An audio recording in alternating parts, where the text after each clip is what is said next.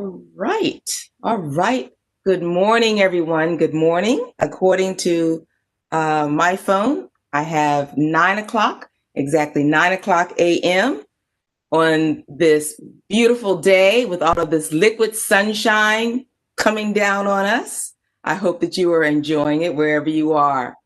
I just want to welcome you to I believe this is number 6 of our task force meetings on achieving academic equity and excellence for Black boys. This has been a very busy week for me. I've had the opportunity to be interviewed on several radio stations in different areas of the country. And one of the things that I've been talking about and spreading the word about is our boys, and that our boys, not just our Black boys, but boys in general, are sometimes suffering, most times suffering, at the bottom of test scores, at the top of suspension and expulsion rates. So I just want to thank you because awareness is being raised all over the country. And I just want to thank you for what you're doing here. Just want to bring a couple of announcements to your remembrance. This will be our last task force meeting where we will be bringing in special speakers because you need time to be meeting with your study groups.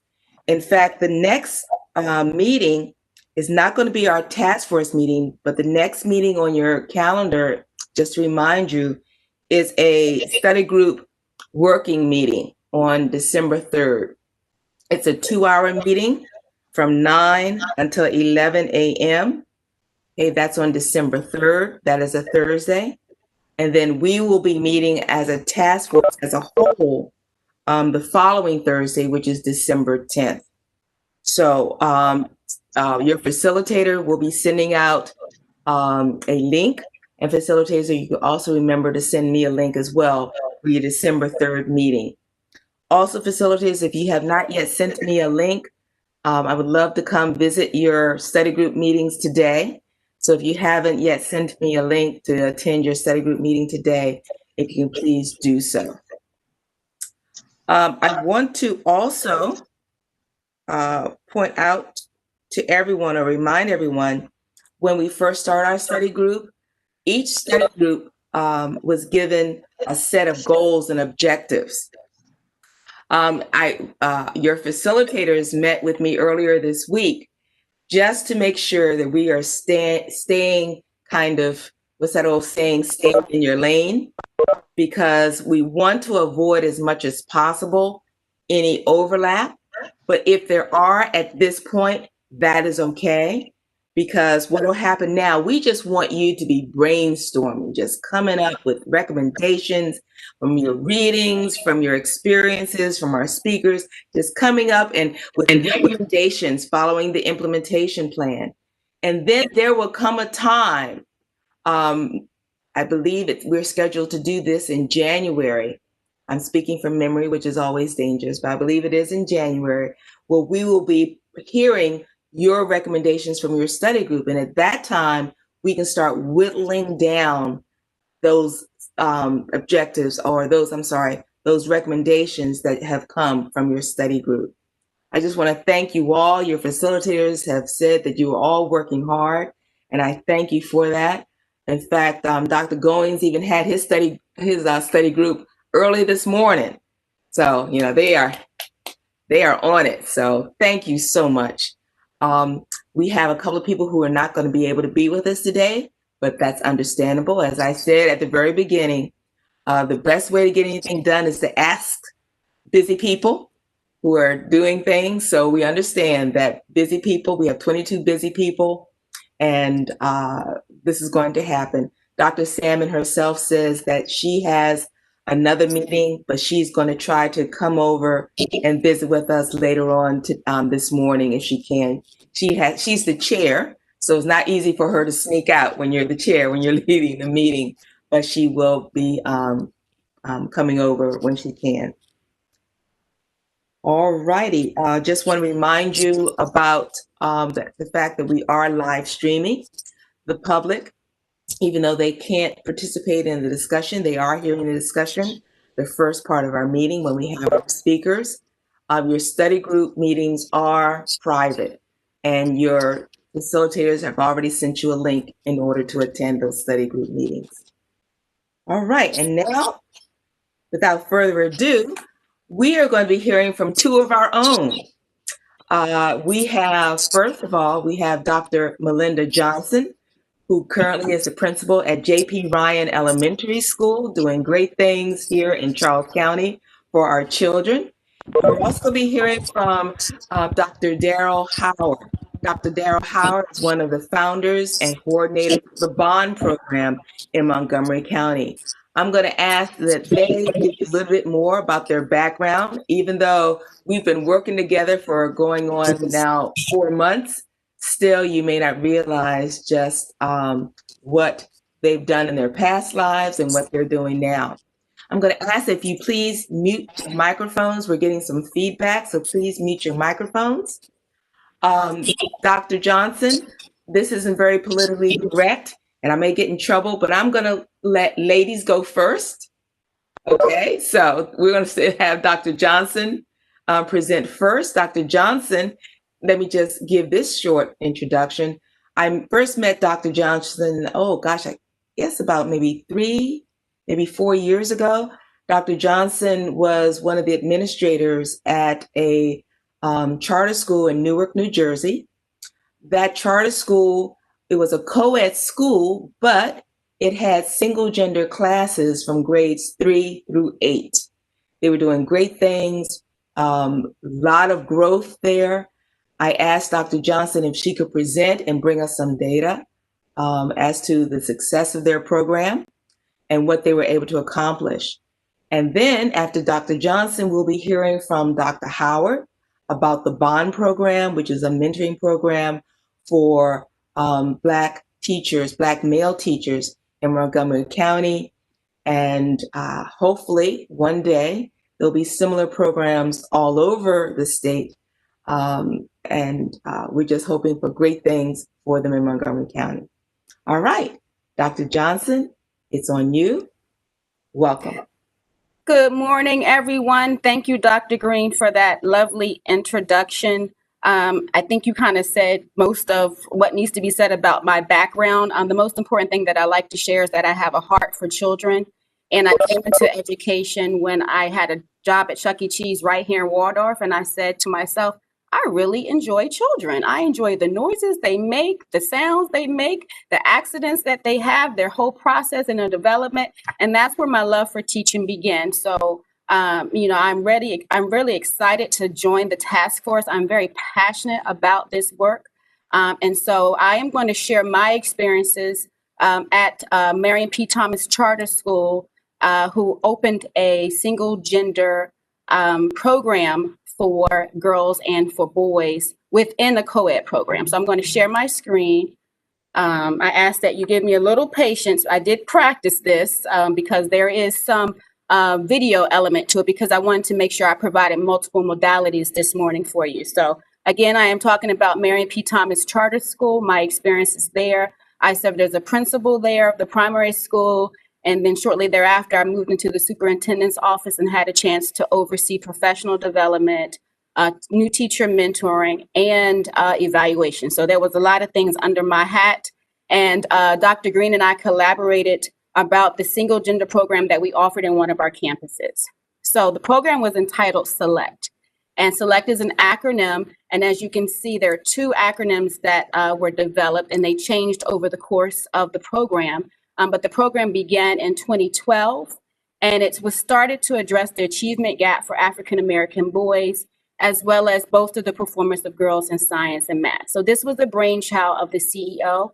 And so I do have a video that I would like to share as the school was featured in several public forums for their program. So give it a minute to come up and just let me know if you can hear it. Can I just get a thumbs up, Dr. Greene? Can you hear? They share the same drive. Sometimes boys study differently than girls. but they share the same ambition. I can hear, but should we be seeing something? Oh, you can't see it? Okay. Let me go. So as I thought, I have to close out the application for PowerPoint and then share the new application again. So just give me a second. There are many pathways to success in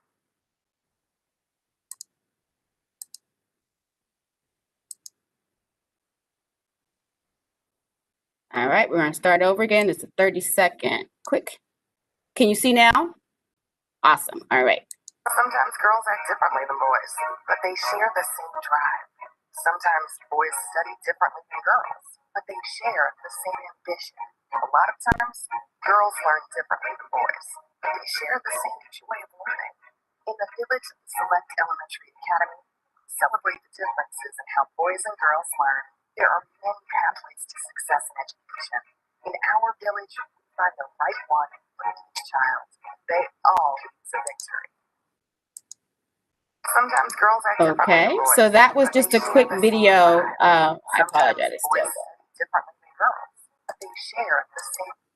And that was just a quick video to share with you about the Select campus. And as you can see, there were some elements in that video that were specific to girls and specific to boys.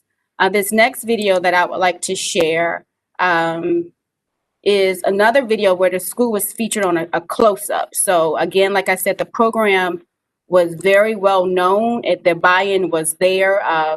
Parents had the buy-in, the community members had the buy-in for the program, and parents had the opportunity to enroll their children. And so here's another video. Please let me know if you can see. It's a little longer.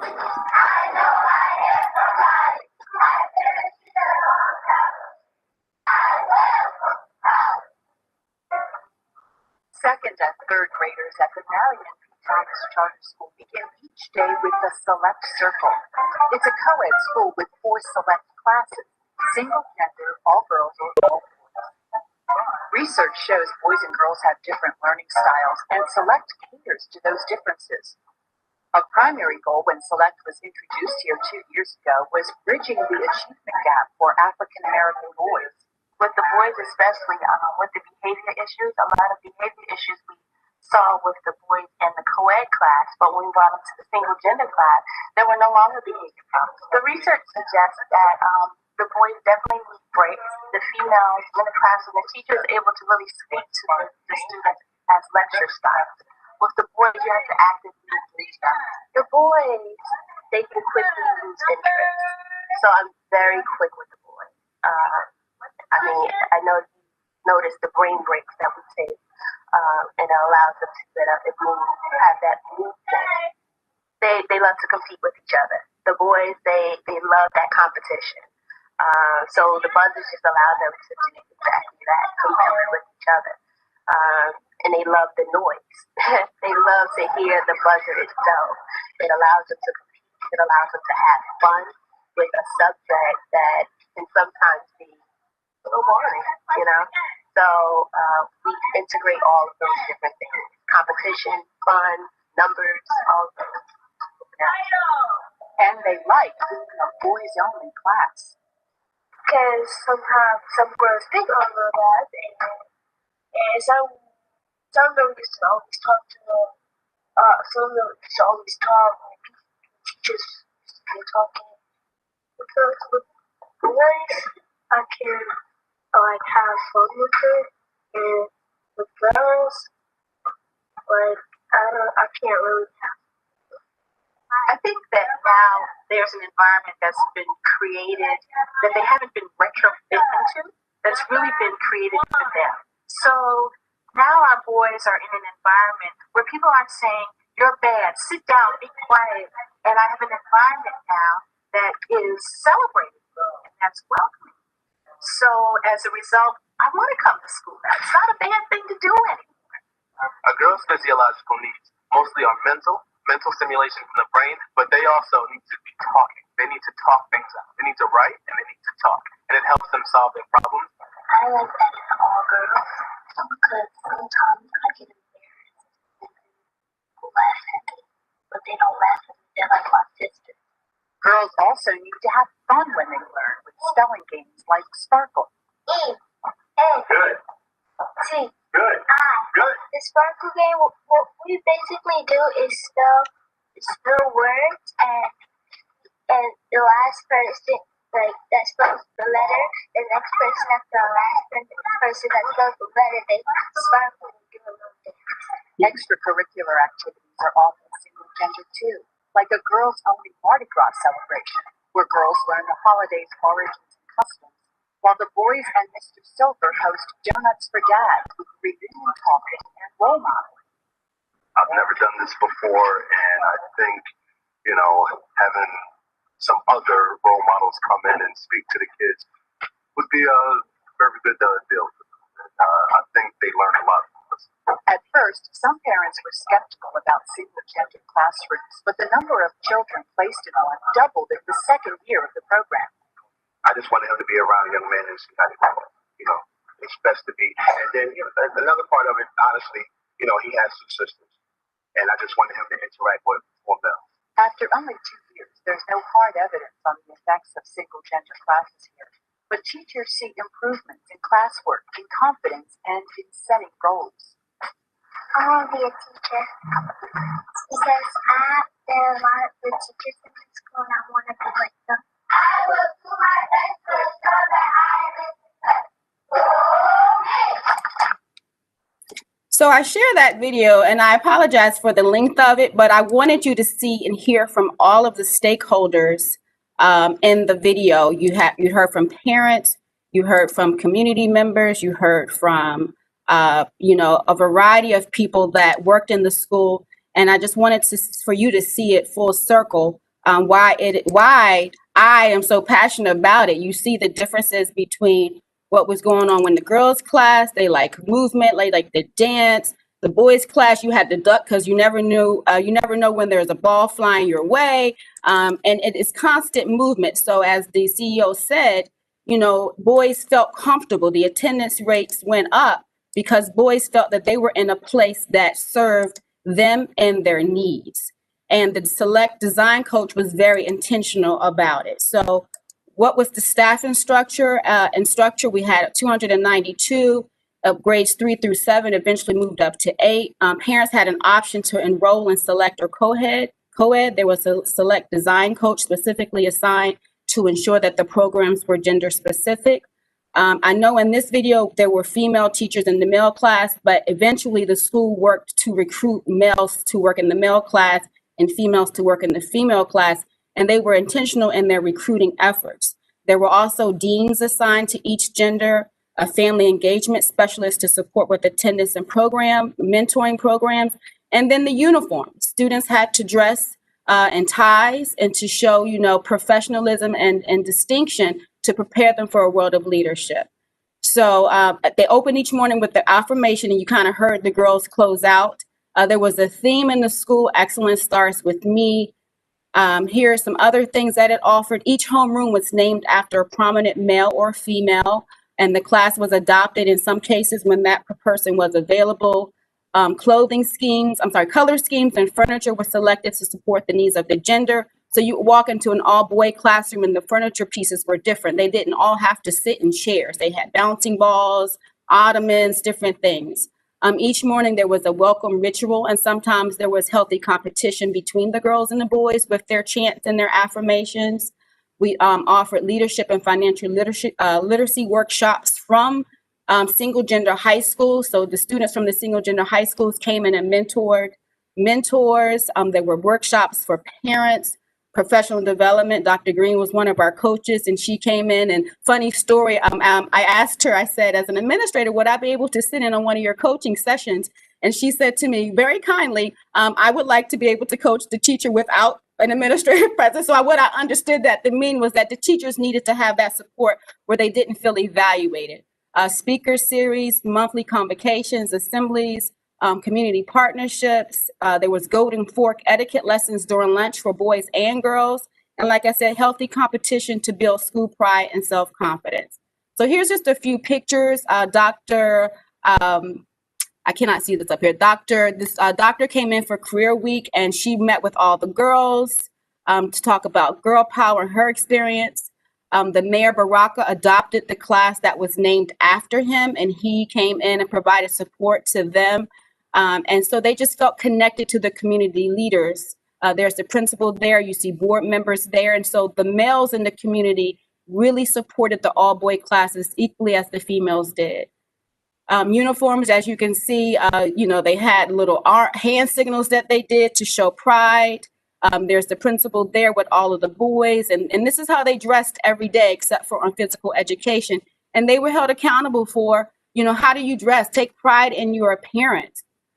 Here we have an apparent as partner event. So the young ladies hosted a tea party and the gentlemen came and served. They wore hats too, but it was a parent event that allowed the mothers and the fathers and the girls and the boys to really collaborate and serve one another and understand what it means to be in a single gender community. So there were collaborative events as well.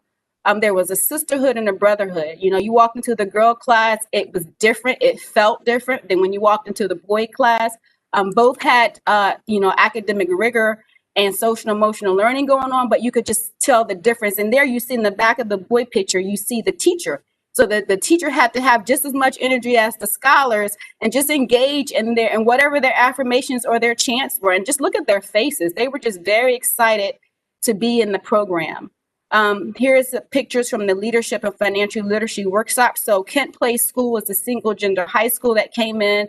I forget the name of the boys' high school, but they came in and they worked and taught lessons on leadership and financial literacy. And then they trained the girl scholars to teach their fellow scholars. So they became peer leaders and they were teaching each other financial literacy and leadership. So this was really excellent to see it come full circle. And you'll hear why I say full circle when I get to the end of my presentation. So community events, honoring community leaders. The girls had the opportunity and the boys to perform, to speak, to show off their talents, and to just honor community leaders who supported the school. So these were, district-wide events where we invited community partners and corporate sponsorships to come and we honored them. So the scholars had the opportunity to see, what the fruits of their labor could bring them if they continue to work hard in the program and demonstrate leadership and transformation. Professional development was important. As I said, Dr. Greene was one of our coaches. The Greene Institute with Dr. Michael Greene, I believe he was a speaker in one of the other task force. But the Greene Institute came in and provided training and coaching for the teachers. Our school leaders and our teachers attended the Greene Institute conference in California. We were on our way to becoming a model school with the program. Professional learning communities were ongoing. PD consultants. So if we had a PD consultant come in for a particular curriculum program, we had to say to them, we want to make sure you customize your offerings with gender-specific strategies. Yes, share with us how your curriculum works, but we want to know how specifically we can adapt it for our girl classes and our boy classes. Again, ongoing coaching, clinical supervision. The campus developed a whole professional library of gender-specific literature that teachers could utilize and reference in book studies, in their reflection summaries to the principal and so forth. So the professional development was very key. We also invited professional consultants to talk with parents as well, because it had to be, a buy-in. So we were implementing gender-based strategies in the school, but they went home and nothing happened at home, and they were expected to not get that same. Parents, needed to know what were the strategies that would support. Like the father said in the video, he wanted his son to go to the school because he had all sisters. So he wanted him to be around. So that father was able to get some strategies to support his son being at home with all girls. Here is some data. So as you can see, there's the enrollment there, the percentage of free lunch, the breakdown of Black, Hispanic students, the breakdown of female and male. One of the issues that we had was teacher retention. We retained 79% of the teachers from one year to the next. But as we know, charter school sustainability is one of the challenges. I would like to point out the attendance rate, 94% attendance rate, and so forth. And then this was the same profile that we maintained for scholars when they went to the middle school and the high school. So we were able to track their data for high school graduation and so forth. Now here's the state data. So at that time, PARC was the assessment, and you can see the breakdown from female to male. So there was growth in vocabulary and written expression for our female and our male scholars. Unfortunately, we had a decline when we started to look at overall English language proficiency and math proficiency for our males versus our females. And that was an area that we had to consider and focus on just to determine where did we fall short with our male students, you know, and I have some thoughts about what the reasons are, and I can share those. But as you can see, there is some data to support that it was working academically. The pros of the program, we had community buy-in. It was a well-known program, parent involvement, social and emotional learning support, PBIS, confidence building, program offerings, K-12 pipeline and attendance. Cons, of course, with charter schools, there's change in leadership and sustainability of programs. One leader may want the program to be this way, but then when a new leader comes on board, we're changing campuses, we're changing structures, we're changing curriculum offerings, we're changing staffs. You know, the high turnover for staff, teacher mobility, the academic performance was affected because of these reasons. And the program stopped at 7th grade, but it's supposed to continue. So the same scholars were to, move up into 8th grade. And then there was a challenge with recruiting male teachers. So hopefully my co-presenter today is going to share some strategies for recruiting and maintaining and retaining male teachers that I could take back to the Select Academy. So here's why I'm a believer. I have a daughter who is now a student at NYU. My twin sister has a son. Our children both attend single gender schools. So as you can see, my daughter graduated from Kent Place School. There's a picture there of her graduating class. From little babies, they were thick as thieves, and they still are. She was selected to be the speaker at her commencement ceremony, her and her best friend, based off of their academic performance. My nephew is a junior at Calvert Hall College. He received several awards, and they told him that he could only enroll in a certain amount of AP courses, and he defied the odds, and he just enrolled, and he is doing well. He also advocated for a change in the policy for dress and for hair. There was a policy where when he went to school, he had to cut all his hair off because they didn't allow it. And he wrote a proposal, him along with some of his team members, and provided some research on why they wanted to express themselves and how their hair should not be a factor in their ability to come to school. Kind of over there. So my daughter is now at NYU. I have to brag. She's a sophomore. She's an MLK scholar. She received scholarships to everywhere. She was accepted into USC. The MLK scholarship, she advocated because they were supposed to give more money, and her whole tuition was covered. She, in fact, has a credit in her account. And she attributes that to, if you see her responses, the difference between co-ed and traditional, no judgment or ridicule, free girls from the pressure enforced by them by the male gaze. She learned to become assertive without male presence, and she was unbothered. She's very unbothered now about the male presence. I just have to tell you, I'm very impressed anytime I have a conversation with her about what she's involved in. And then she said it prepared her for life because she was able to explore different leadership positions. She found her voice, and she was able to cultivate her opinions. There was close teacher-student relationships, and she was more confident in her thoughts and fearless. So, that was her response when I asked her about her experiences. And then my nephew says that his experience, as you can see, there are some similarities, less distractions. Boys try to impress females by trying to act tough and try to make them laugh. Instead of focusing on what is going on in class, they're trying to show off for the girls. So you can see the girls set less distractions and the boys set less distractions. And then he also commented on how the lessons were specifically related to the male and not both sexes. He also appreciated the college-like environment, and the commonality between the two of them was the freedom. They liked the freedom, the free spaces to manage their time, small class sizes, specific attention, and that he felt like he could meet with every one of his teachers about anything he needed. So there are commonalities when scholars have the opportunity to engage in single gender programs and they feel their needs are met. And this is really connected to the initial video that I showed you from the elementary scholars at the Select campus. And so my nephew's essay, when he applied for a college, my sister was she was in tears when she read his essay. He shared that as an African-American male, he felt like he was hindered from reaching his full potential because of the stereotypes.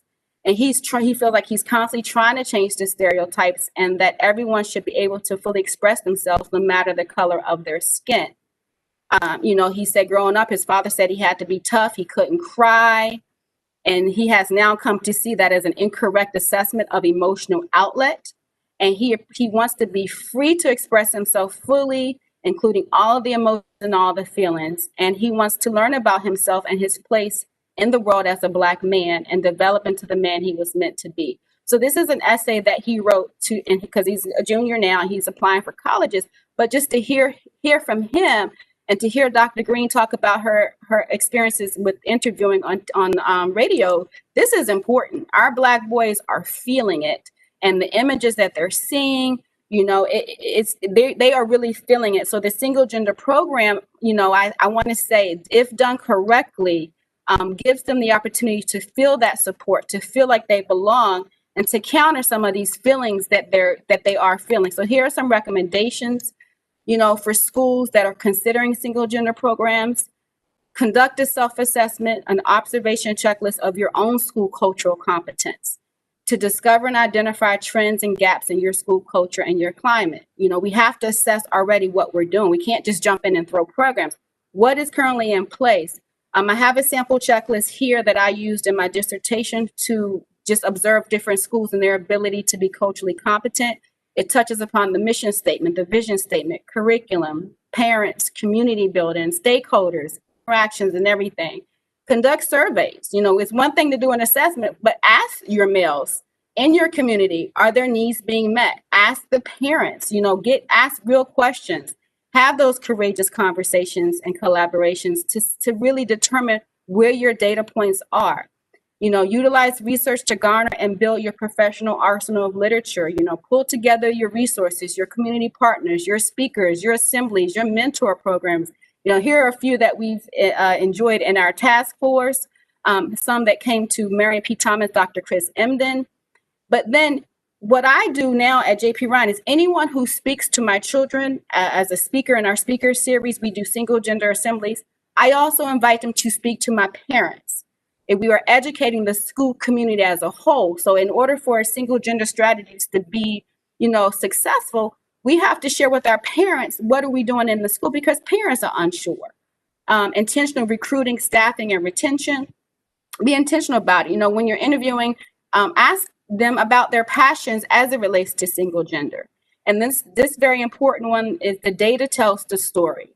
In your own institution, what does your data say about the African American male learner? And when I reviewed my data as a principal of an elementary school, I shared it with the staff, and they were able to see for themselves how African American males were being suspended at a higher rate, referred to the office at a higher rate. And then we drill down a little further into the referrals and determine the core of the referrals. Why are they being referred? And then who are the referrers? And have they been educated? And what type of relationships do they have with scholars and parents? And then lastly, just sitting on this task force, I've decided to develop my own task force within my school because I wanted to make sure there are people that are passionate about it. And I wanted for us to really be intentional about looking at our data, being intentional about our programming, our professional development, our environment in our school. We're going to start putting pictures up around our school of our actual scholars so they can see themselves in our environment, so they can counter the images that they see out in the world. When they come into a safe space, they're going to see and feel valued because of who they are, as opposed to what society tells them. So that is my last slide. I thoroughly enjoyed sharing this with you. Not sure if there are any questions, but definitely it is full circle for me because it's personal. My daughter, when I just listen to her talk, I see the single gender experience and the impact, and the same with my nephew. So thank you all for your time. Are there any questions? First, I'd like to just thank you, Dr. Johnson. Thank you. And Yes, we are opening for questions. So if you just unmute your microphone and go ahead and ask.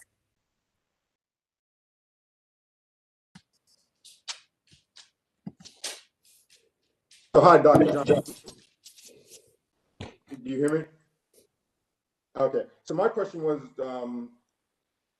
the select program goes to the end of 7th grade. Where do the kids go after 7th grade? Because it seems like some went to single sex high school and others didn't. Right. So it continued to 8th grade. The next year was when I was there, it was through 7. That was the data but it went through 8th grade. But then thereafter, and that was the challenge when I talked about the sustainability. They went into high school, but the high school was co-ed. And so, one of the areas that I was working on prior to me leaving was tracking that data of the select scholars to determine how successful they were when they got to the high school level, to determine the success of the program. So the graduation rates, the dropout rates, looking at all of that to see. So, you make a valid point. After 8th grade, it's very hard to have a single gender program in a high school, but which it can be done. So any high school principals on here, I challenge you to think about how you can think outside of the box to get that going. And again, this was a single gender program within a co-ed school, and it took a lot of work. There were times where it was equity, where parents were saying the kids in the co-ed were not getting the resources the kids in single gender, but they had the option to select which program they wanted to be in. Some parents were completely against it, just for whatever reasons, and some parents were all for it. But it worked, and it definitely, was needed in the community that we had the program. Okay. Thank you. Thank you. I have a question. Could you talk to us a little bit about how, just in the spirit of inclusivity, of course, Maryland is committed to equity and inclusion. Can you talk about non-binary students and how they were supported as students in your program? So it was the same. With charter schools, we had to have a strategic plan, and we were under heavy scrutiny from the state of what we were doing to support all scholars. So all the work that went into the select program was the same amount of work that went into the co-ed program, and that's really the nature of it. Mm-hmm. At the single gender school, did you have any non-binary students? At the single gender school, yes, we did. Yes. And they were. Yeah, and they were supported equally. I focused today on the select, but I could do a whole presentation on the strategies where the teachers had professional development. So we had to scaffold professional development to support teachers for students in single gender and the non-binary students. I just have another question. Sorry. Could you tell us a little bit about how they were supported? Like, for instance, what uniform did a non-binary student wear? So it was, I wish I could show pictures. There's a ton of pictures. So they had a uniform, but it wasn't. So eventually the program moved to its own campus because of those reasons. But when they were on the same campus, the select students wore the uniform with the tie. The other students also wore a uniform, but it wasn't with a tie. It was a button-down shirt and a pair of slacks. And so they had a uniform, but the parents preferred that. They didn't want their children wearing, because I have to go out and buy the tie. I have to buy the shirt. I have to make sure they're dressed. So some parents preferred the more relaxed uniform. So enrolling in the co-ed program or the single gender program was a choice. But when we moved it to a separate campus, it was quite different experience. We didn't have to deal with those issues of, the disparity between what was provided for the co-ed program versus the single gender program. I think I'm not getting it, but that's okay. We can talk offline if you want, because I can show you all the data. I have several data points I can share you. Mm-hmm. Yes, thank you. Mm-hmm. So good morning. This is Nicole Fisher. That was amazing presentation. And I guess one of my questions would be where to and who to connect with, if that would be you, to get follow-up information on the logistics, planning, and details that go into even proposing something like that in a system. So you could definitely follow up with me. I'm still connected with my colleagues in New Jersey, and I could get, information from them as well. Like I said, it was the brainchild of the CEO. It was actually her dissertation on the single gender program. So definitely, whatever questions you may have, and even for me to get this data, I had to go back and connect with some of my colleagues. So, I'm now in Maryland. I'm in traditional public schools, no longer in the charter school setting. So, the way I operated in that school, it's quite different the way I operate here, but I'm trying to slowly but surely transition some of the same program offerings and thinking outside of the box. We started co-ed, we started Sheroes and Heroes program here. I have single gender convocations. We've started mentoring specifically for our girls. We have girl talk, we have boy talk. So really trying to, and parents are, buying into these programs for their scholars, and we're continuing them virtually now. So definitely, Ms. Fisher, we're in the same study group, so we can definitely connect on that.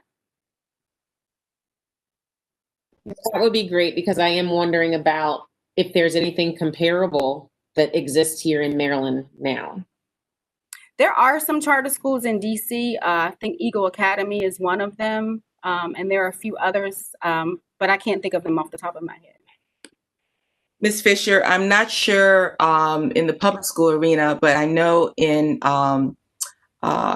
Prince George's County, some years ago, there was an elementary school, public elementary school, that had single gender classes in 6th grade. They just did 1 grade at a time. I think, wait a minute, I'm sorry, I take that back. They did 2 grades. They did 2nd grade and they did 6th grade. And I always wondered, why they chose those particular grades, but it worked out beautifully. I think they probably just considered numbers. The key thing that the principal had to do, it had to be parent buy-in. They had to make sure that what the girls received was the same as the boys. We had to maintain equity. It was a very successful program. I lost touch with the program after I left my previous position, but they were in Prince George's County. I had also heard of another elementary school in Prince George's County that did single gender instruction, but I didn't follow up on it to know exactly how they did it. I'm sure it wasn't the total school. They probably did it by grades as well. And sometimes it has to start. You have to kind of start perhaps with 1 grade or 2 grades. Always maintaining that equity, always maintaining that whatever one group of children get, the other gets as well. And even the information, Dr. Johnson, on your programming, because even that is a great start, I think, with designing programming and the meetings and so forth with that concept in mind. Yep, absolutely.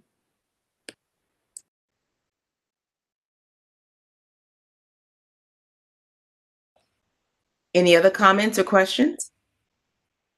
I had a question. What do you think was the, would be the greatest, I guess, obstacle, or, how would you necessarily go about trying to present this to a system? Well, I definitely think that the data tells the story.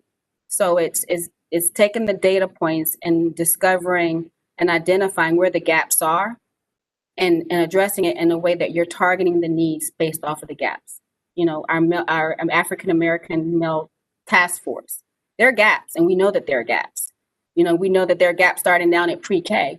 And if you're in education and you're ignoring those gaps, then, there's something to be said about that. Because when you look at the high school dropout rates, the high school graduation rates, you have to build that why and get that buy-in there. And it's going back to the discovery process of any institution, of looking at the data. Even here, Dr. Hill is pleased that I'm on the task force, and Ms. Roberts as well, because she's aware of the gaps. We see them, we feel them, we can prove them with our data points.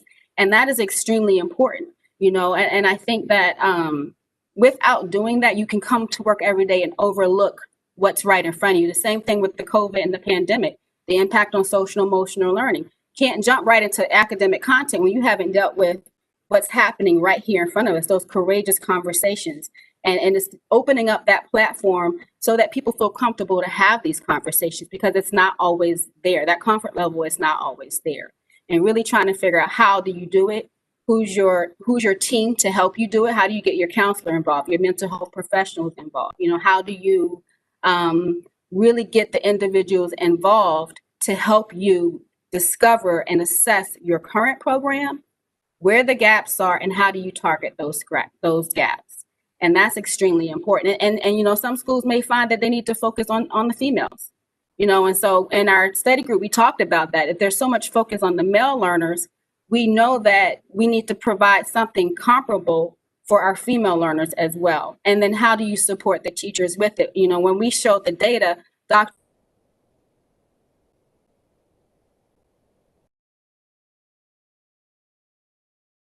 own data, we had the courageous conversations about referrals. Look at how many male referrals you have. Look at how many female referrals you have. Now let's look at race. Why? You know, and what are we doing to support them? And then let's look at the data, the academic data, the social and emotional learning data. But the data tells the story, and that is extremely important step that, you know, anyone in school leadership really looking at that data and identifying where the gaps are.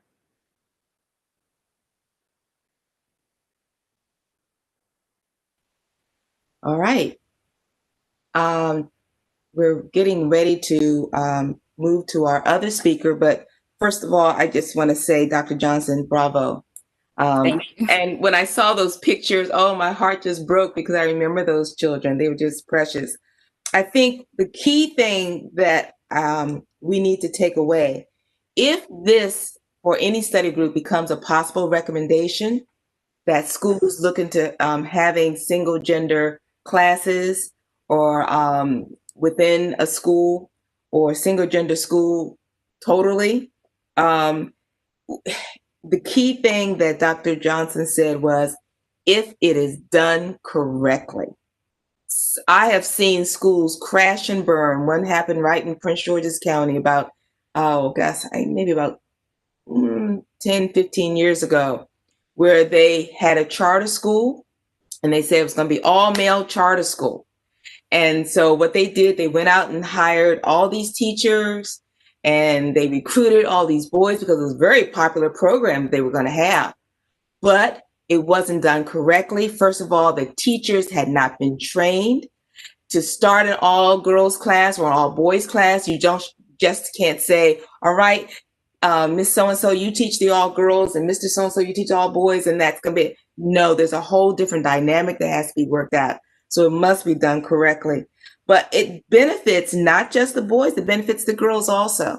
Those girls, they really liked, and when talking with the girls at Dr. Johnson's former school, they really liked being able to learn without those boys in there. You know, they were able to do things without worry about getting teased about it. They were able to concentrate on their strengths and learn the way they learned. And as she said too, walking into the all girls class, all you heard was just tick, tick, tick, tick, tick, tick, tick, tick, tick, tick, tick, tick, tick. He's just always talking. But then many times that's how the girls learned, with all the talking. And with the boys, you just kept seeing bodies move. Not that there was disruption, because the teacher had ultimate control, but there were times that he allowed the boys movement because he realized that boys needed that. I also wanted to say too, if you notice Dr. Johnson's demographics of her school, it was 98% Black. And there were several white teachers on staff. I say that because sometimes we think, well, with our Black boys, we've got to have Black male teachers.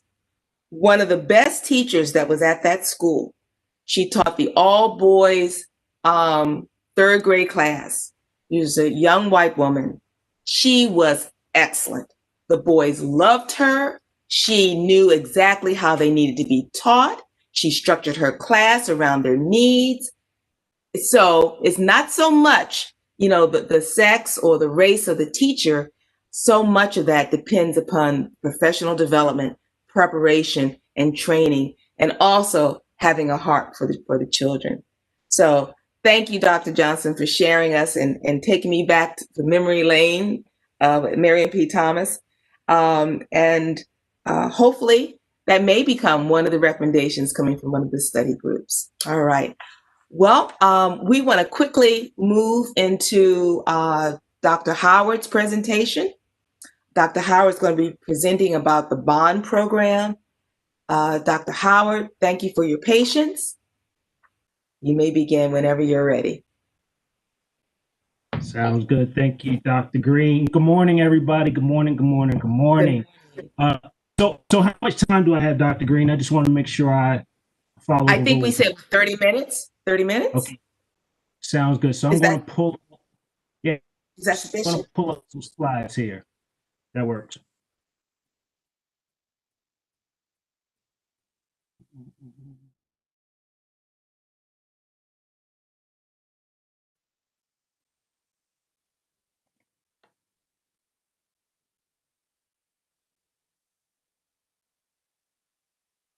All right. So it is an honor to present this morning to the task force for achieving academic equity and excellence for Black boys. This has been a passion of mine for the last 20 plus years in education. From the time that I wrote my master's degree as a counselor, my master's thesis as a counselor, talking about counseling, culturally appropriate strategies and techniques for counseling African American boys, to the time I started a nonprofit in which I had 7 consecutive summers of what I call the Young Man Camp, where we took young men in Prince George's County on trips to college campuses and museums and out to dinner, and taught them how to change car tires and think about the ways in which they wanted to move forward with their lives and their careers. Moving forward, I wrote a book called Complex People. I have a few chapters in there dedicated to my experiences around working with Black boys, to where we are now with the work that I do with the Bond Project. And this is an affinity group that is, well, we started in Montgomery County Public Schools, but it is much more of a national endeavor right now. As we've been discussing this morning, this is an issue that spans outside of one county or one school district or one state. This is a national issue that we need to address. And this issue that we're talking about can be addressed in this question right here that I'm going to ask you to put in the chat. Well, ask you to think about your K through 12 experience and think about how many Black male teachers you had in elementary, middle, and high school. Take 30 seconds and think about the Black male teachers that you had, elementary, middle, and high school. Then drop it in the chat. I see 0, 1, 4, 0, 8, 2, 0. What about Latino? Let's throw Latino male teachers in there. Have you had? See all caps at 0, 0, 0. I saw a 6 in there. Somebody was lucky. Somebody was fortunate. I see a number of zeros coming up and 1s when we're talking about the number of teachers who are Black or Latino males throughout your K through 12 experience. So what we thought about with the Bond Project, which started in 2014, it started from a group of educators who were employees of Montgomery County who wanted to kind of explore not only ways in which we could increase the numbers of individuals who were Black and Latino males in the district, but also how to retain them, because we saw a good number of them leaving. So what was it that was making them leave? So the Bond Project started as some focus groups and wanted to provide a support system, a network of support. BOND stands for Building Our Network of Diversity. And some of the basic thinking behind it was, if a school was a better experience for children of color, maybe more of them would want to be teachers. And if school was a better experience for male educators of color, maybe more of them would want to stay as teachers. So if you could distill what the Bond Project is about, like this theory of action kind of speaks to all of what we are trying to do.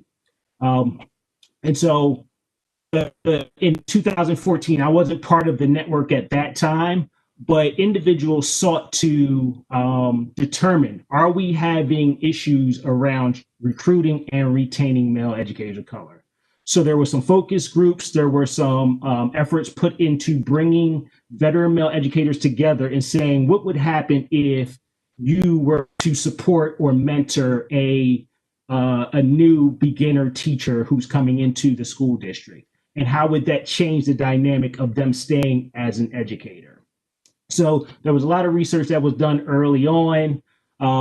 Some of the anecdotal comments that came out of these various conversations and various focus groups looked something like this.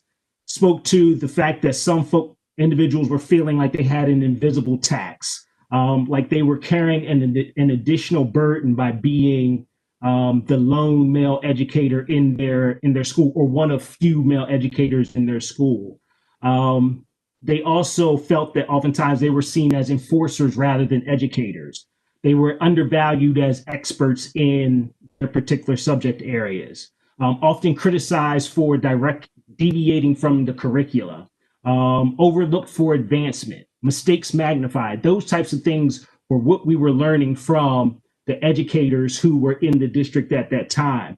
So we knew that there had to be a programmatic effort, continual programmatic effort to support teachers before more left the profession. And so some of the thinking behind what we needed to do started with like basic theming, like uplifting our kids' culture and crafts. But then in 2016, we got more specific and started to develop pillars that we decided that we would stand upon. And those pillars were recruitment, development, retention, and empowerment. And they look like this. Recruitment is advocating for increased hiring of male educators of color and support efforts for workforce diversity. It looks like serving as a mentoring network for male educators of color that support that provides support and understanding of professional advancement and retention processes. Development looks like increasing educator capacity via professional development, presentations, and scholarship. And empowerment, which was most recently added in the last year, promotes student and educator agency to disrupt systemic inequities and advocate for equitable access to educational opportunities. So what does this look like in our schools? Number one, when we talk about recruitment, we're talking about beating. Anytime you meet somebody who's connected to Bond, they are talking about the fact that there are only 2% male educators nationwide. I'm gonna say that again. 2% of our teachers nationwide are Black men. If you men, then you go up to 3%. And let me just give a quick shout out to some of the guys who are connected to Bond here. Dr. John Howard, who's on the task force, Dr. Theo Holt, Dr. Julius Davis, who is connected and doing great work at Bowie State, Dr. Ramon Goings, shout out Desmond Williams, who just wrote a great book about Black boys. But these are some of the guys who we are always in connection with, always networking with, and we're always beating this drum about the importance of our work and elevating our craft, elevating our profession so that others see it as a viable profession. So recruitment could be us going to the new employee orientations and making sure that we reach out to every Black and Latino male who is there, shaking their hand, welcoming them to the school district, making them feel like they are valued, inviting them to the meetings and the events that we have. We oftentimes work with the Office of Human Resources and Development. We sat on different committees around talent acquisition, onboarding and induction, talent development, retention processes in the district, because MCPS wants our voice at the table when they're considering these different ways of trying to recruit and retain their male educators of color. So we're happy to have that partnership with MCPS in being able to support these efforts. What does development look like? There are a number of ways in which we try to make sure that we are providing spaces which we can learn and grow together. Oftentimes, individuals don't feel as though the professional development is really speaking to them that the school system may offer. So we do many PD sessions as part of our Bondman General sessions. We're doing service in the community. We're doing team building. We're getting to know one another. We want this network to remain strong because we know that the alliance staying connected to one another means that it's more likely that they will stay connected to the work of being an educator. During the period of COVID, a lot of us were feeling unsettled with, adjusting to this virtual learning environment. We were feeling disconnected because we couldn't meet up with friends and colleagues or watch sports. So what we started was a book club, a virtual book club, and we used to meet on Sunday nights. And here's some of the texts that we started looking at. We revisited Chris Emden's book. We started looking at Latino leadership. This year, we're looking at stamped, and we're doing that in combination with some work that we're doing with young men, which I'll talk about in a minute. But we found this was useful, again, for us, for our network to stay connected with one another. We needed to be not only talking about surface level stuff and checking in on each other, but we also needed to be developing our capacity to be better educators. Some of the other work that we do, we have an annual summit where we bring in different thought leaders in education, whether it is council members, whether it is college professors, researchers, school level staff, central office staff, and we have conversations about different issues. In fact, our summit, our 4th annual summit, is this evening. So I will drop the Eventbrite link into the chat for those who are interested in attending that event. We have some of our task force members who will serve on the panel tonight. So I'm happy about that. I won't tell you who they are. You're going to have to go to the Eventbrite. You'll have to sign up, and then you'll learn who from our task force will be on the panel. Another interesting thing that we do the spring of every year is what we call the Bond Academy. And the Bond Academy is a day of professional development where we offer PD for any educators across the region. It's primarily attended by, of course, MCPS folks, but the interesting thing about it is all of the sessions are led by male educators of color. Let it sit in, let it sink in. All of the professional development is led by male educators of color. And we're very intentional about that because, as you saw, when we put in the chat, many of us have had very few experiences in being taught by a male educator of color. So we want to provide for our teachers in MCPS and across the district the experience of having a male educator of color share content with them that may be useful. So last year we didn't do it. That would have been our 3rd annual. We planning for April, but COVID interrupted that, and hopefully we will be able to return to that maybe in the spring. We'll see how things go. But that is one of the key events that we have that speaks to the professional development that we offer our members, but also to the general public. When we talk about retention, what does retention efforts look like? The main thing we talk about retention, we're talking about mentoring. So we follow Albert Bandura's school of thought, like the ideas around self-efficacy still requires one to have a partner, one to be mentored, one to learn from someone else that they trust. That's incredibly important for men to confide in someone that they know has had some of the same experiences that they have had. So the mentoring component of what we do is incredibly important. We reach out to our new 1st and 2nd year teachers every year, and we invite them into the fold and ask them who they would like to partner with of the veteran educators who are willing to serve as mentors. So it's a great opportunity to build, camaraderie. It's a great opportunity to share experiences in the field and to ensure that someone knows that they have you as a resource to come to when they have questions. Another aspect of that retention piece is when we do have meetings, we have what we call barbershop talk or the cipher, either one. What this is when we put our chairs in a circle and we sit and we just talk, like we just talk. We can't tell you what we talk about, but we talk. And it's a great opportunity for us to just take a deep breath and, again, be circled out with individuals who have those same experiences, that isolation, that invisible tax, some of the challenges of being an educator, and even life challenges. So this is how we take care of ourselves, and we believe that this supports our retention pillar. Lastly, empowerment.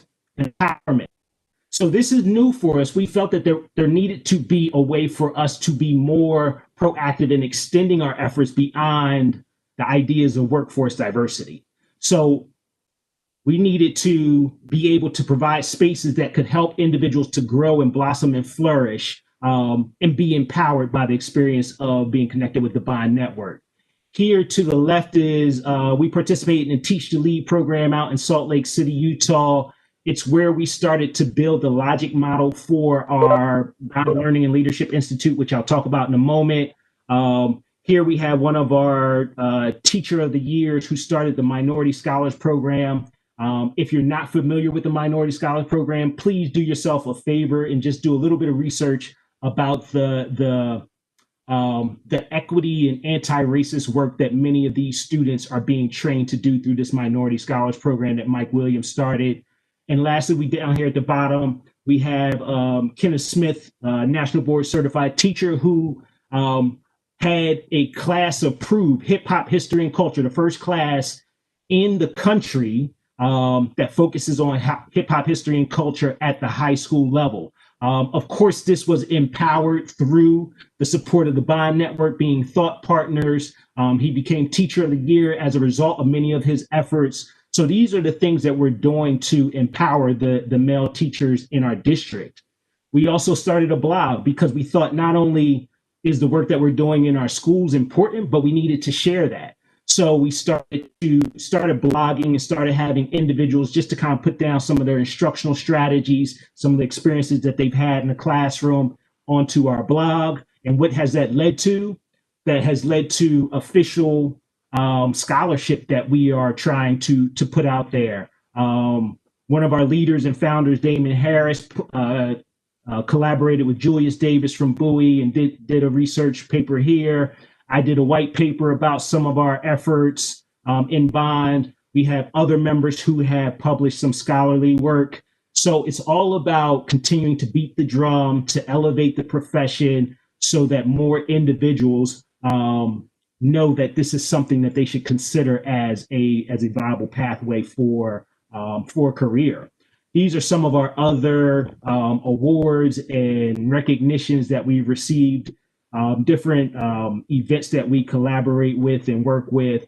Again, many Teacher of the Year awards, National Board Certified Teachers, working with CCSSO, Ed Trust, and so on. So too much to mention here, but we're very active in trying to increase that number of 2 to 3%. So back to our theory of action. So we said that if we're going to be about the efforts of recruitment, we have to begin thinking about why aren't young people interested in education? And what we came down to is the fact that they've never been asked. Think about it. Like, we ask students what they want to be, maybe when they get older, most of them say, oh, I want to be a basketball player. I want to be an actor. They may say engineer or dentist or doctor, but none of them are saying teachers. We're not following up. We're not asking, you know what? You have a good way of persuading people. You're incredibly articulate and outspoken and clear with the way you communicate. You would be a great teacher. We never say that. We never say that to our young boys. And that's why they're not thinking about it. So what we wanted to do was create a space where we could not only have young men think about maybe education as a profession, but we also wanted to create a space that answered this question right here. To imagine a space where every Black male student was doing well academically and socially emotionally. And what would that look like? And that has to be the focus of this task force. Imagine this school like this. We are imagining, we are dreaming about what is the ideal situation to change those outcomes from students who are the most suspended, the most referred, the most expelled, but also have the lowest GPAs, have the lowest graduation rates, have the lowest college acceptances. We're trying to change that narrative. So we're imagining, what does it look like to create that space? So we came up with what we call the Bond Learning and Leadership Institute for Young Men. And with that, we said, you know, we need to what are the pillars for this organization going to be? So we thought about, number one, social emotional learning. We thought about leadership. We thought about cultural identity, and we thought about college and career exploration. So those are the areas in which we are working with young men through our Bond Boys Learning and Leadership Institute. This is grades 4 through 12. It started, and I'm just going to fast forward. These are our dates for this year. We meet every month at the first Saturday of the month, and we meet for 2 hours, and we have a check-in during the course of certain weeks of the month. But we started with a few conversations at different high schools, and we said, what is it that allows for young ladies who are in school to be outspoken, be leaders, and to take on the responsibility of speaking up for certain things and to being great students? And what makes you, as young men, oftentimes more reserved, stay back, and not be as outspoken? And so we started having conversations with young men in public school spaces, and we had that same cipher type of platform, so that we could really kind of let students know what we were thinking about. And what was interesting is one student said that, hey, I'm in all AP classes, and sometimes I feel like I'm the only one there and no one understands me. And we said, guess what? We feel that same way. We feel that same way oftentimes in our schools as the only male educators in those spaces. We had some programs that had small group interaction and cooperative learning. Of course, all of these spaces had the social emotional learning components. We're talking about leadership. We're talking about what it means to be a young Black man or a Black boy. We do not use the term Black male in our institute. Black male, we feel, takes away the personhood from our young guys. So we stay away from, it's either Black male student, it is Black male scholar, it is Black male teenage, Black male child, but it's never just Black male. Black male could be a dog, it could be a cat, it could be like Black male is just too empty of a phrase. So we want to be more specific with the stages of development that these young men are in, and we want to make sure that they feel they understand who they are and who they are growing into. And I'm moving very quickly through, so I apologize for I feel like I'm rushing. I'm probably hearing it. But we also had our last panel discussion. We had scholars come in. Dr. Goings was part of this one as well. And we talked about this issue, the impact of male educators of color on male students of color. And then we said we're going to have a virtual institute. We're in COVID. We know that our young men need to talk. We know that they need to release some of the feelings that they're having, because we as adult men, we feel we need that. So we started having a virtual learning leadership institute. We had 5 Saturday sessions and 5 Wednesday sessions. We had keynote speakers for our final programs, like our student member of the board. We had Charles McGee, who is the last living Tuskegee Airman, come through and deliver a keynote, which was incredible. And a 100-year-old man speaking to these 170 boys that are part of our institute was incredibly powerful for our young men. These are some of the teachers that we had working with the group this summer. As you can see, some of them are in fraternities below. We were acting a little silly in that picture down there. This is the book chat that we'll be doing as we continue into the fall, winter, and spring with the young men. All of the young men, we have 170 copies of this text. They all got a copy or are getting a copy as we make deliveries. And we're all going to be reading this text together because, again, we're focused on cultural identity. Last Saturday, we had a tie-tying situation. The competition was rooted in, like, we're thinking about how do we move from theoretical to tactile types of experiences online? How are we moving from, like, didactic to experiential? And so we had young men in a tie-tying competition. Again, we had the elementary school together, middle school, high school together, and they had to start. We timed them. Then they determined who was a winner, because we want to keep that competition piece that so many boys are accustomed to. And then we had a winner from the competition, but that person then had to speak to the entire group about what it is that they knew differently and how they approached the competition that they were in. So it's constantly working through something physically, then teaching about it through through you're speaking to it and coaching others through that experience. A couple of last few slides I want to share with you. Here's some of the data that we collected, just Google survey data from the parents on the top and the students on the bottom. Shout out again to Dr. Hope for helping me to come up with the survey for this. But as you can see, when we talked about leadership, the students felt, at 88% that they learned or understood something about leadership through this experience. As well, their parents thought that they learned something equally. Talking about cultural identity, same thing here, still high 80s. Social emotional learning, same question. Little bit difference in variance, maybe around 65 or 70%. I don't think that students always fully understand social emotional learning, so that one needs to be teased out a little bit more. Virtual experience was engaging for my son. Let's keep in mind that this was during the summer and we're online, we're, cyberspace. But here's the data. They still thought it was engaging to a large degree. All male students enhanced my experience. This was interesting because these bullet points down here, like these anecdotal notes really need to be teased out because we're trying to figure out what it is that boys thought that they benefited from when being in an all male learning environment. It looks like the parents were in complete agreement that they benefited from the program.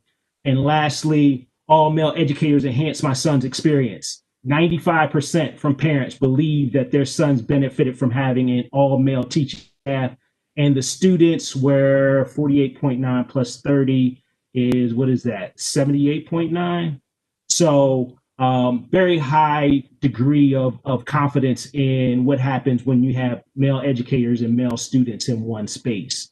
We asked during one of our events, what is the benefit of boys of color when they have men of color in their classrooms? And we asked people to do 6-word stories. We thought that these were kind of just powerful to look at. Just powerful to look at that people thought that there was such benefit from having male educators of color interact with our boys.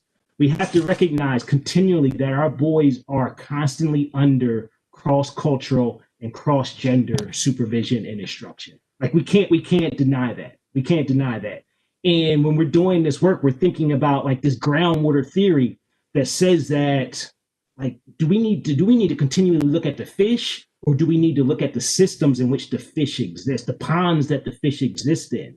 Like I just can't accept that the disproportionate around all of the negative and positive outcomes for Black boys are the way they are because they are intellectually or behaviorally inferior, pathologically problematic. I do not believe that. We need to think about the environment that we are providing for our young men to learn in and to begin to thrive in.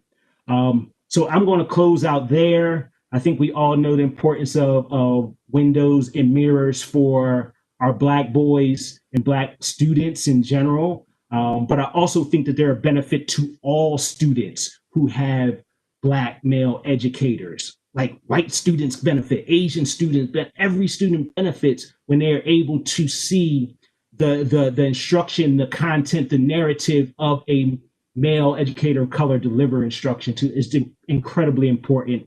I'm going to close out right there. Apologize for rushing through this. I'm looking at the clock and I know I'm well beyond time. So here's our contact information. If you have interest in learning more, we are available to support you and your school system. Excellent, excellent. Wow, I wanted to shout and cry, but I wanted to maintain some kind of professional decorum, especially, and I was so busy writing notes about, oh, this is so good. This is even better. Oh, this is good too. One of the things that I wanted to say, and then I'll open for questions. Oh gosh, I had so many pages of notes here. I liked what you said, Dr. Howard, about how, I think it was on a poster, boys will be boys till someone teaches them to be more. I like that. I really like that. And I also like the fact that you recognize that in order to have more Black male teachers, we have to start changing the minds and the experiences of our Black boys in school, because what little boy who has had a miserable time in grade school is want to turn around and say, okay, I want to go back and spend the rest of my professional adult life working in a place that made me miserable. So bravo, bravo. And I did have one question that I wanted to ask. If a school wanted to institute, say it was an elementary school or even a middle school, wanted to start the program that you have for, I think I got it lost in, oh, here it is. The Bond Learning and Leadership Institute for Young Men. How could a school sign up to participate in that program if they wanted to? All they need to do is reach out to us, and we will walk and coach them through our experiences and what we thought were the best practices in being able to implement what we've been doing. And you'd be able to support them with your folks? Absolutely. That's our work. That's what we seek to do. All right. Thank you. Any other questions, comments? Thank you, Dr. Howard, for answering the questions in my recommendations about recruiting male teachers and retaining them. I do have a question specifically about maybe some of their experiences that they shared from their school experiences. What were their, bad experiences? What were their positive experiences from your male teachers that are in your program? Did they share specifically maybe what turned them on to teaching, or maybe what possibly turned them off to teaching?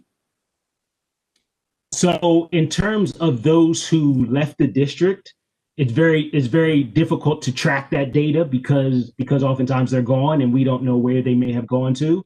But in terms of what may attract someone to a district, I think knowing that there is a support network available to them is incredibly attractive.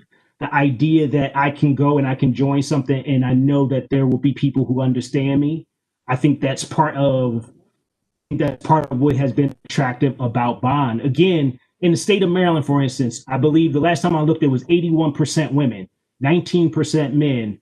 Out of those 19%, 3% were Black men. So to go into a field that you know is predominantly women and predominantly white, you need to know that there is a safe space, a safe landing space for you when you arrive to that district.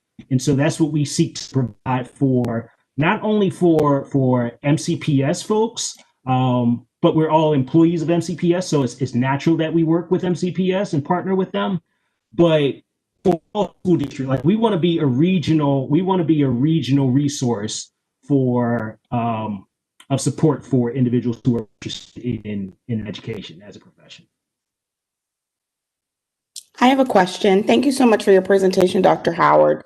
Could you talk to us a little bit about, does your network also provide any training or knowledge or tools or resources for the school system? So your teachers are still in buildings where I'm sure the buildings are predominantly white. How are they reporting better job satisfaction day to day? And how does your network help to change some of the biases that they're encountering on a daily basis? So you're talking about from the perspective of the male educators, or you're? Yes, I'm just asking if that's wrapped into it. So not just, I'm just trying to figure out, you guys are creating you're doing incredible work, creating connection. But what about, is there any work then happening just at your school system on creating change? Right. And I think that is part of that's happening, because our Office of Human Resources and Development is going through a reimagining process. They recognize the concerns around workforce diversity, and that's why they ask for us to be at the table, to be part of certain committees around, talent acquisition, to be, on committees around onboarding new employees and what are the best practices to make sure that everybody feels included when they apply and come into this district. So we're sitting at the table in various spaces, and that's a relatively new development. Well, I should say it's more of a formal development now, opposed to kind of just happening as it happens. So I think the work that we've been doing has given the school system, they can count on us to give them valuable insights about how to best improve workforce diversity for the school district. Thank you for mentioning that. I'm just seeing that network as also a pipeline for leadership. And also, there's so much knowledge and so much training that needs to be done in our schools, and you guys have so much knowledge. So I'm just trying to figure out if the school system is leveraging this network to elevate the work that's happening in school to school. So thank you so much. You're welcome. And I dropped some. Now, Mr. Jones, I was just going to tell everybody I dropped 3 into the chat. One is a short film that some students did about the bond project. 2 is an article that I wrote about the language of black male versus black boys. And 3 is the Eventbrite link for tonight's summit. I just didn't want to forget to mention that. Okay.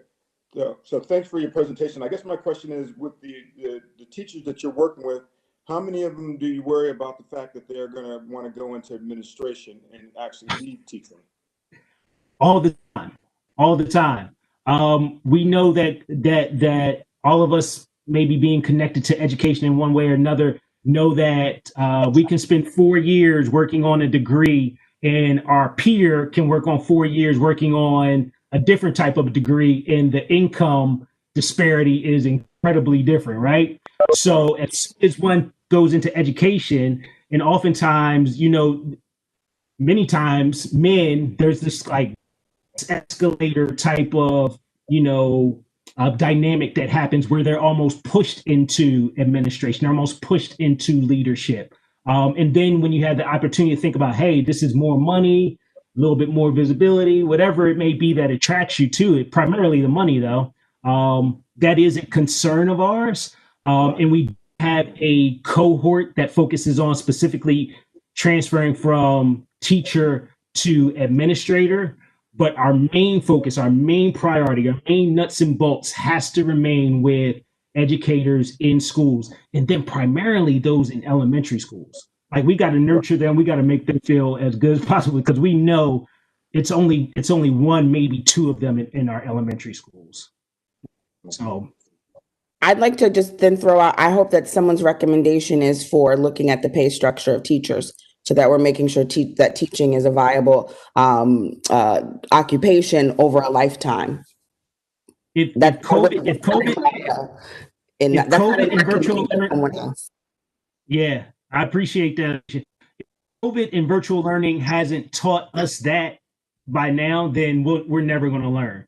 So if those who have the power to make those types of changes haven't recognized it in this moment, then we're never going to move. We're never going to move forward. Right? They're more valuable than ever.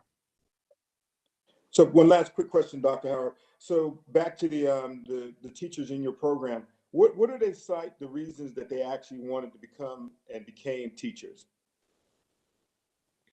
To do this work that we're doing right now, to do this work that the task force is doing, to change their community, to be able to improve outcomes for young students who look like them. I mean, of course, many of them are interested in particular content and have just a passion for history or mathematics, but a lot of them want to change their communities, and they know that education is a vehicle for being able to do that. Thanks. Mm-hmm. Hi, Dr. Howard. I have a question for you. Thank you for the work that you're doing in your presentation. Regarding the students, they're all Montgomery County students that you're working with? Is there any, I'm sorry, go ahead. no, I'm sorry. Is there any foreseeable future of expanding that to working with other students within Maryland?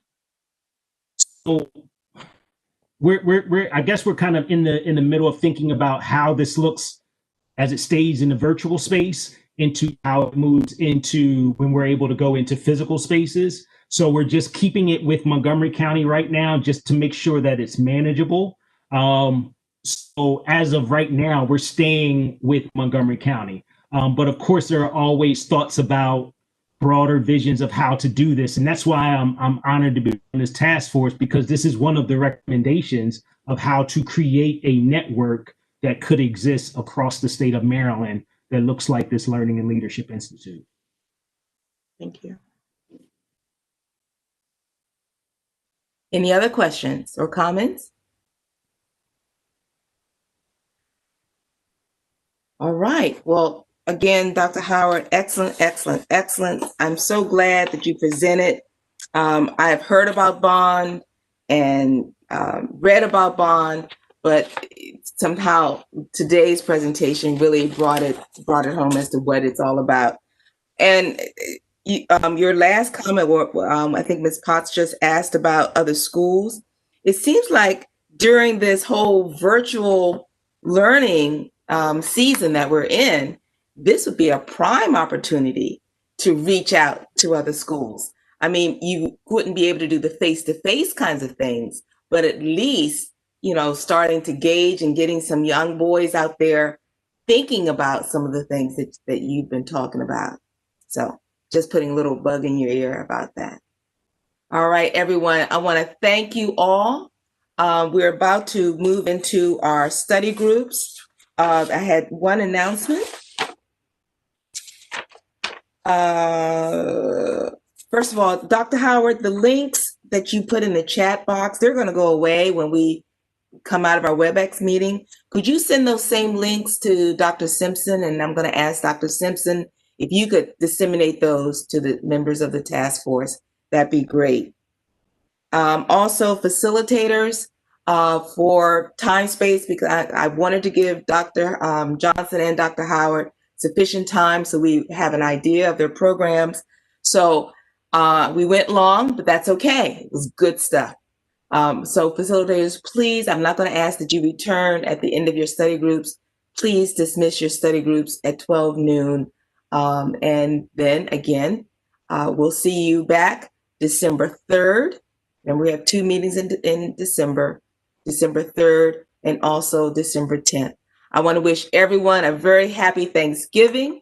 May your Thanksgiving be filled with food and family and fellowship and lots of fun. Thank you very much. And thank you everyone for listening in. Take care.